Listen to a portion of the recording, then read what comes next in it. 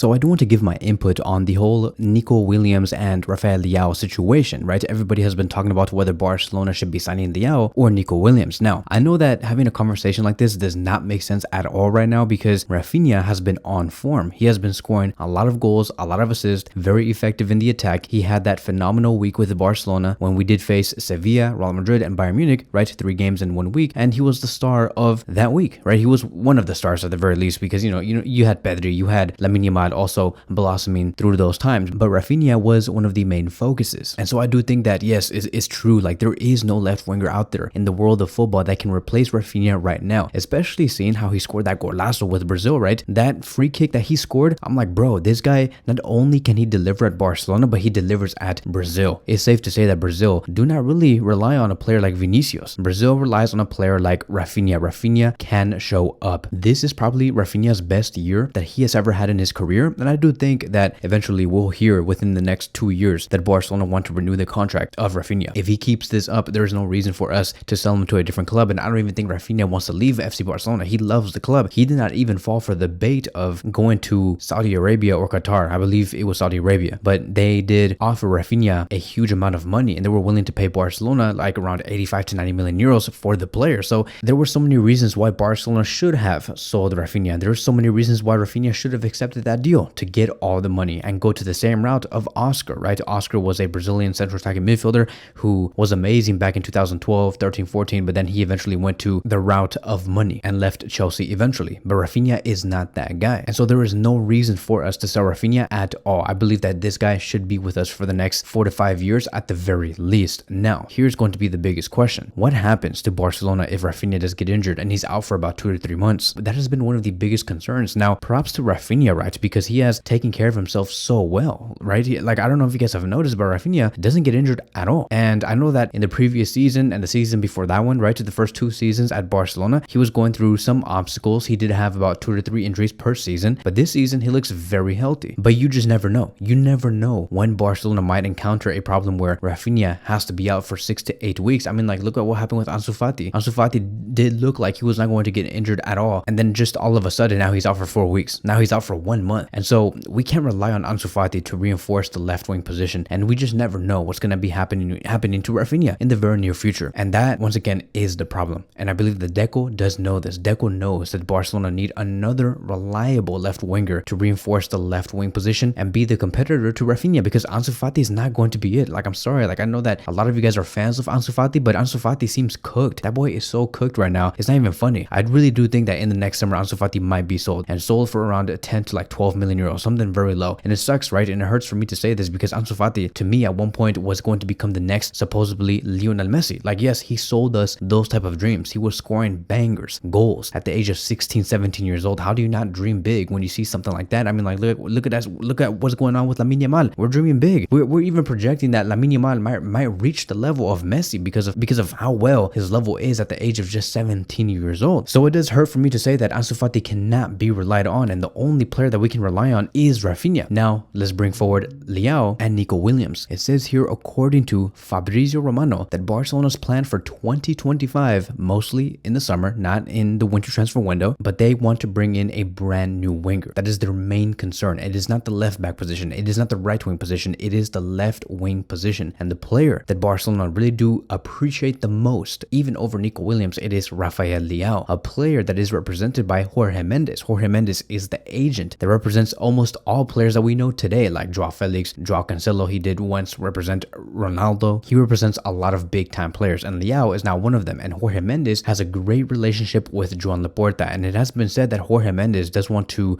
move some numbers, find a way for the Leao operation to be fully completed, even if it's not FC Barcelona, but to have Leao move to a different club. But right now, Barcelona do seem like the ones that are the most interested. And so Barcelona are interested in Leao, and they're also interested in Nico Williams. And they are both two names that have been mentioned internally when it comes to the discussions within the club. And so this is huge news because either one of these two players would be amazing, and they're going to be amazing for their own respective reasons, right? We have Leao, who we all know is experienced, has better numbers than Nico Williams. Nico Williams, though, he is younger, less inexperienced, but he knows how to play with many of the Barcelona players that we see today, like Gavi, like Pedri, like Lamine Yamal. They're best friends. We saw that in the Euros. Tony Juan Marti also claimed back on on November 8th, 2024, that so far, Rafael Leao's name has begun to stand out at the club more than Nico Williams. And so it does seem like at the moment that I'm recording this video, I'm not saying that this is going to end like this, right? But at the moment, based off the information that we have received, it is either going to be Nico Williams or Rafael Leao, but Rafael Leao is the favorite one. Now, if we look at the stats here, we can understand why Barcelona do see Leao as a player that they should buy over Nico Williams, even though Barcelona wanted Nico Williams in the summer, but Nico Williams rejected FC Barcelona. Even Deco recently just said, like, time has passed, we wanted Nico and we have to move forward. Deco's basically saying the train only passes by once, and if you said no to us in the first time, we're probably not going to go to you in the second time. And so Nico Williams like really blew it. Yes, Barcelona in a way are interested, but I do think that Nico is not the top priority to reinforce the left wing position in the next summer. It's no longer that. He once was, but not anymore. Leao has now embraced himself as the first option. And looking at the stats, right, Leao's numbers are just much better than Nico Williams. If you look at the season that we are in today, both of them have played 15 matches. Leao has 3 goals and 4 assists. Nico Williams has 2 goals and 2 assists. The season before that one, which is the 2023-2024 season, Leao played 48 matches. Nico Williams had 37 matches, but Leao scored 15 goals and provided 12 assists. That is contributing in a total of 27 goals, while Nico Williams had 8 goals and 16 assists. And then the season before that one, which was the season where Barcelona won La Liga, Nico Williams played 43 matches. Rafael Leao played 48 matches, but then the numbers once again are very different. Nico Williams has 9 goals and 4 assists, while Leao had 16 goals and 11 assists. And so the numbers are better. And I do think that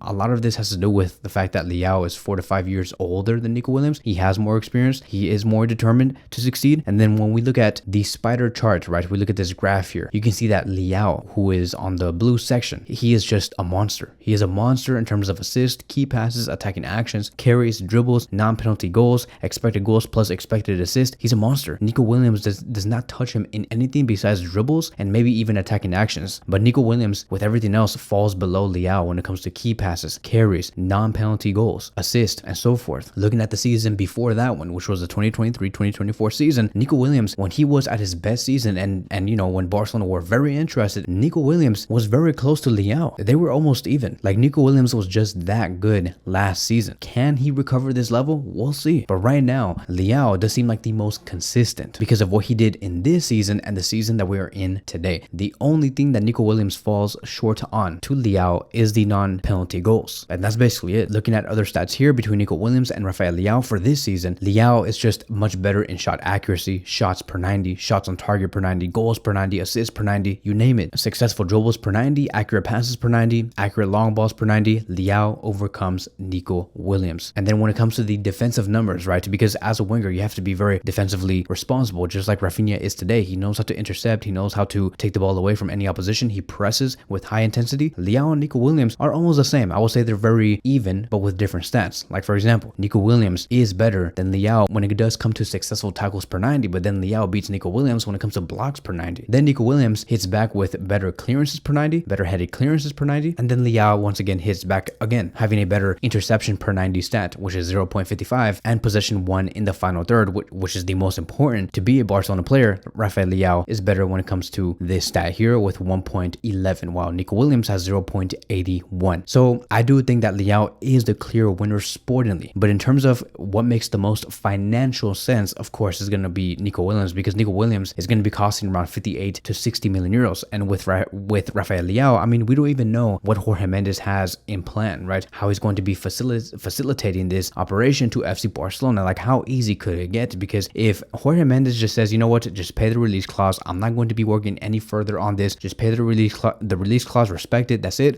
It's going to be very hard for Barcelona to pay that release clause. It's going to be around 90 million euros. AC Milan are asking for minimum 85 million euros, while you have Nico Williams at around 58 to 60 million euros. So from a financial standpoint, it makes more sense to go for Nico. But from a sporting standpoint, if you want to have the instant impact and the prime player, it is Leao. So let me know in the comment sections down below, which player do you believe can reinforce the left wing position better? And what do you think makes the most sense? Should Barcelona put the financial responsibility first over the sporting responsibility, or should they go for the sporting responsibility first over the financial responsibility? What move do you believe makes the most sense? Let me know in the comment sections down below. Thank you guys so much for watching, and I will see you guys in the next one.